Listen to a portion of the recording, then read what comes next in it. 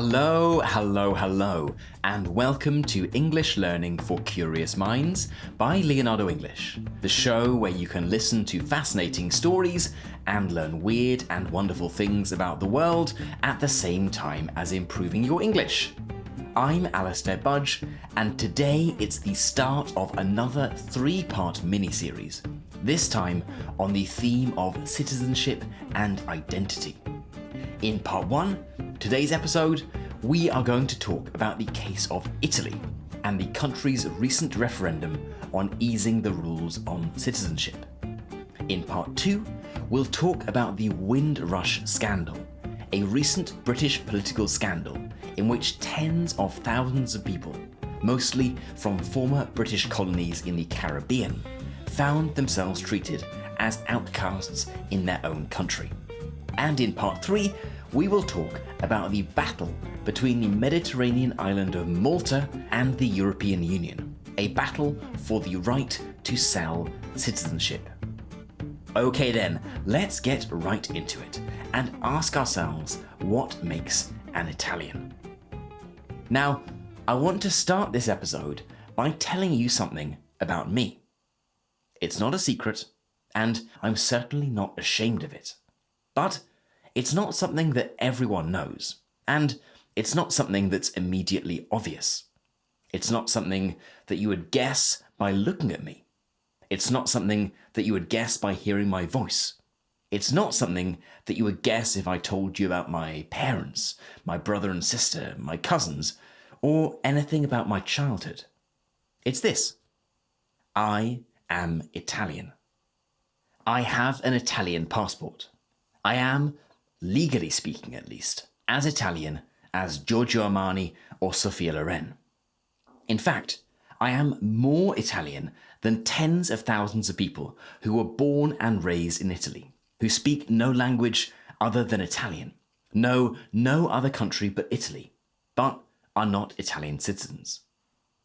I have Italian citizenship through marriage. My wife is Italian, which allowed me to become an Italian citizen.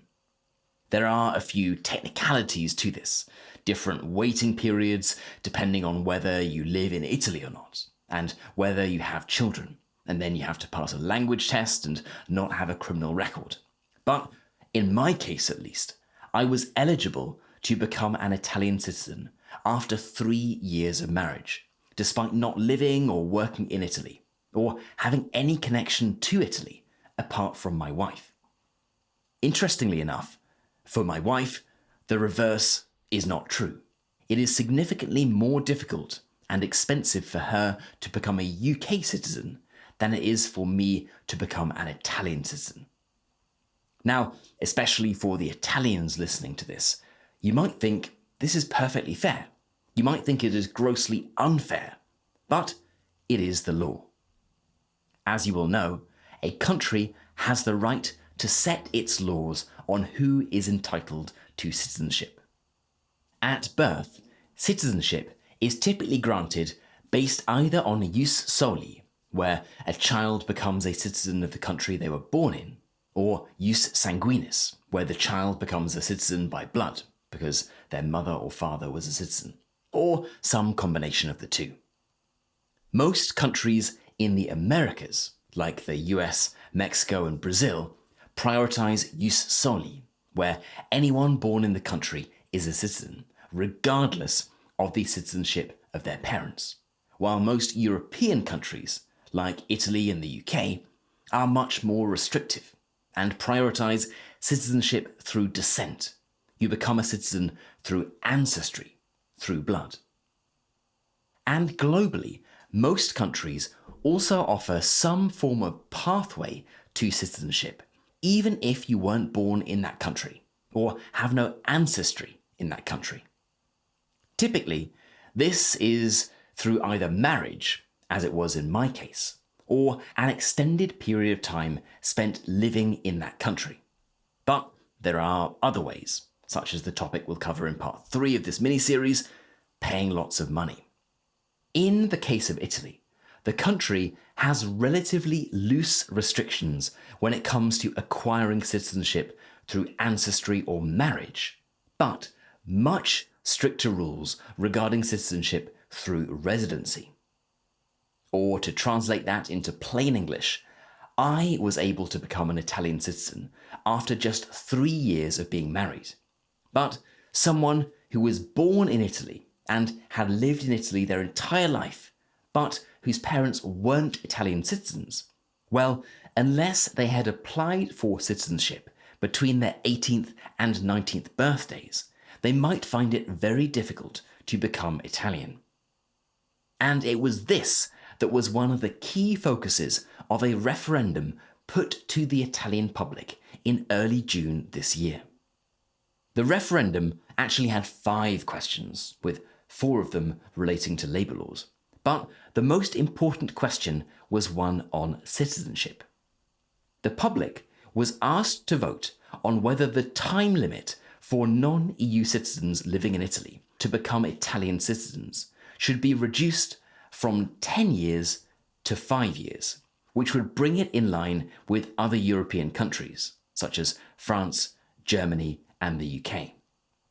Now, as a quick side note, Italy has quite a strong tradition of holding referendums, and an equally strong tradition of those referendums failing to reach the required turnout rate of 50%.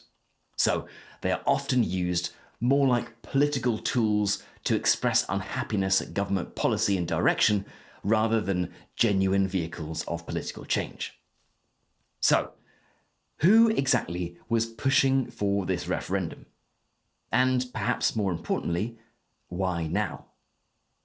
Well, the short answer is the political left, trade unions, and a coalition of pro-immigration and civil rights groups. Italy, like much of Europe, has seen significant immigration over the past 30 years, and many of the children of these immigrants, these second-generation Italians, have grown up in Italy, speak only Italian, go to Italian schools, and consider themselves Italian in every way. But, in the eyes of the law, they're not. They are foreigners. For years, there have been growing calls to make it easier for these people to obtain Italian citizenship, to officially recognise their Italian identity, not just socially or culturally. Supporters of the reform argued that the existing system is unfair and out of touch with modern Italy. After all, they say, if someone has lived in Italy for most of their life, paid taxes, gone to school, speaks the language fluently, and calls Italian home, doesn't this make them Italian? And this question of citizenship has also become wrapped up in wider debates about Italy's ageing population and its future workforce. The country, as you may know, has one of the lowest birth rates in Europe, with 1.24 births per woman, and hundreds of thousands of young people leaving for other countries. Its population is aging and shrinking, with a quarter of the population aged over 65 and just 12% under the age of 14. Its economy increasingly depends on migrant labour to keep key sectors running, everything from agriculture to elderly care to logistics. From this perspective, making it easier for long-term residents and their children to become citizens isn't just a question of fairness, so the argument goes, it's also a practical solution to a looming demographic crisis. In short, Italy needs more people, and many argue that it should start by giving citizenship to people who are already there. But, as you might expect, not everyone agrees. Opposition to the reform comes mainly from the right, where political leaders have consistently argued against the loosening of the rules around citizenship. For these parties, citizenship is not simply an administrative label, a matter of residency, or a tool to secure economic growth. It's about identity, history, culture, and, in their eyes, about protecting what it means to be Italian. They argue that Italian identity is something inherited through blood and tradition, not simply acquired by living in the country for a few years and being able to correctly identify the difference between an espresso macchiato and a cappuccino. There's also the question of control.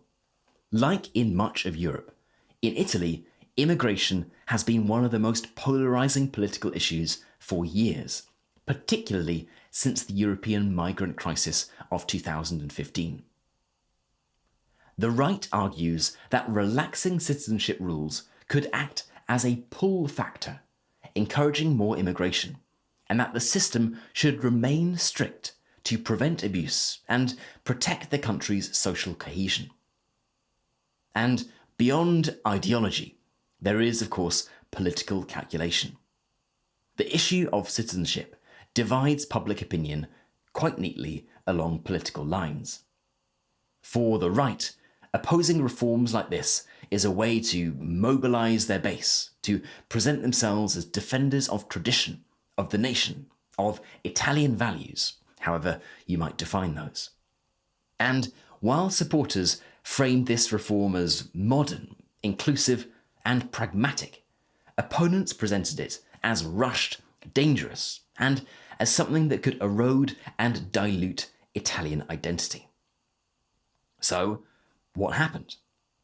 Well, the referendum, in the great tradition of Italian referendums, was declared void after only around 30% of the eligible population turned up to vote. Of those who voted, around 65% voted to reduce the term limit, with 35% voting against it. But this was to be expected. The Prime Minister, Giorgia Meloni, who was one of the major critics of the proposal, encouraged her supporters to boycott the referendum. So it was hardly surprising that more yes supporters turned up to vote than the no side. And anyway, legally, a minimum turnout of 50% is required for a referendum to be binding. So the entire thing was declared null and void. The result was met with cheers by Meloni and her supporters on the right, and with dismay by those who had campaigned for the referendum, who were mainly on the political left. Now, without getting too dragged into the topic of Italian politics, I think it's useful to look at this referendum and the case of Italy as an example on the question of citizenship. What makes one person Italian and another not? What does this mean? And what implications does it have for the future of the country? In the case of Italy, the country has historically had very generous rules on citizenship by ancestry, by descent. In other words, there was a strong preference for the idea that citizenship is something that is passed down from generation to generation, not easily acquired by cultural assimilation. In fact, until May of 2025, there were no generational limits for jus sanguinis citizenship. Let's say someone emigrated from Italy in 1861, the year of unification, to America, and they and all of their descendants lived in the US, never setting foot in Italy again, and never speaking a word of Italian. And to make it even more dramatic, let's say they renounced all Italian culture and traditional Italian food. And to make it even worse, their favourite pizza was Hawaiian. Their descendant, born in 2011, 150 years later, could, if there was an unbroken chain of direct relatives who had claimed Italian citizenship, also apply for Italian citizenship. If this sounds theoretical, it really isn't. An estimated 1.2 million people in Argentina are Italian citizens, including the president, Javier Milei, who has never lived or worked in Italy. Now, contrast this with the estimated 2.5 million foreigners who have been living and working in Italy for more than 5 years. The recent referendum was about the question of whether they should have the right to Italian citizenship, and indirectly, whether their children should also become Italian citizens. To give you an example, let's say a couple from China have been living and working in Rome for the past 9 years. They have no Italian ancestors or heritage, but they speak fluent Italian. They also have a couple of kids who were born and raised in Italy, and they can correctly tell you what kind of pasta goes with what kind of sauce, and they would never dream of using cream in a carbonara. If the referendum had passed, the couple would have been able to apply for Italian citizenship, and their children could become Italian, rather than having to wait until they were 18 to apply. As you heard, the referendum didn't pass. It failed badly, and there are even suspicions that there will be another referendum on whether to raise the limit from 10 to 12 years, making it even more difficult to become a citizen by naturalization. And of course, Italy isn't the only country grappling with these kinds of questions. Take Germany, for example. Up until the year 2000, German citizenship law was based almost entirely on jus sanguinis, on ancestry. But in 2000, things started to change. Children born in Germany to foreign parents can now receive German citizenship, as long as their parents have been legal residents for a certain period of time. And the limit for citizenship by residency was reduced from 15 years to 8, and in 2024, it was reduced again to 5 years. In fact, my sister, who lives in Germany, is in the process of becoming a German citizen. France, for its part, has long operated under a more inclusive model, with automatic or semi-automatic citizenship for children born in France to foreign parents who have lived in the country. Even countries like Switzerland, which are traditionally seen as quite restrictive, have gradually eased their naturalization rules for second-generation immigrants. Italy, by contrast, has held on tightly to the idea that citizenship is primarily something passed down through blood. And in many ways, this reflects the country's own history. For most of its modern existence, Italy was a country of emigration, not immigration. Millions of Italians left for North and South America, for Australia, for parts of Europe. The Italian state made a conscious choice to maintain legal ties to these people and their descendants, even generations later. Hence the extremely generous rules on citizenship by descent. But now, as Italy has become a country of immigration, with millions of people from Africa, Asia, Eastern Europe, and the Middle East settling and raising children in the country, this old legal framework is starting to show its cracks. And at its core, this is a debate about what citizenship really means. Is it a legal status passed down from your ancestors, even if you've never set foot in the country? Is it a reflection of cultural belonging, of language, school, work, and daily life? Or is it something else entirely? A contract, a symbol of participation, of being part of a shared national project? In the case of Italy, these questions remain unresolved. And if the result of the referendum is anything to go by, they are likely to remain unresolved for some time to come. Okay then, that is it for today's episode on the question of Italian citizenship. To everyone, and especially to the Italians listening, I hope it was an interesting one and that you might have learned something new. As always, I would love to know what you thought of this episode. What do you think is the right way to define who becomes a citizen or not? Do I deserve my Italian citizenship?